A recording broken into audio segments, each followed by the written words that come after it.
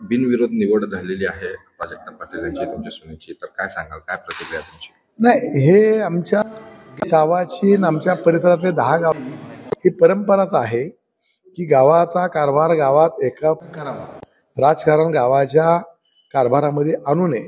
त्याप्रमाणे याही वर्षी आमच्या गावानं निर्णय घेतला की आपण एकमुखी जी आपली परंपरा आहे 50 वर्षाची 60 वर्षाची ती परंपरा पुढे चालवायची म्हणून करता गावानं निर्णय घेऊन एक मतानं 17 नगरसेवक सर्व जातीचे सर्व धर्माचे आणि एक नगराध्यक्ष यांची निवड ही निश्चित केली आणि त्याप्रमाणे हे निवड करण्याचा निर्णय आमच्या गावकऱ्यांनी घेतला होता.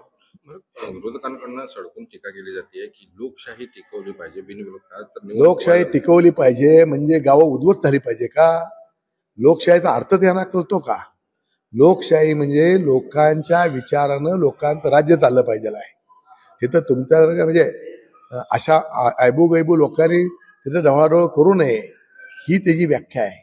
याच्यामध्ये कुठलंही राजकारण नाही. म्हणून करता आर पाटलांनी आबांनी ती संकल्पना काढली होती गावाचा कारभार गावात मिटवावा, तंटामुक्त गाव व्हावं. आणि ही तंटामुक्त गाव होण्याची कल्पना आबांच्या आत्ता होती, पण आमच्या गावानं 50 वर्षापूर्वी स्वीकारली.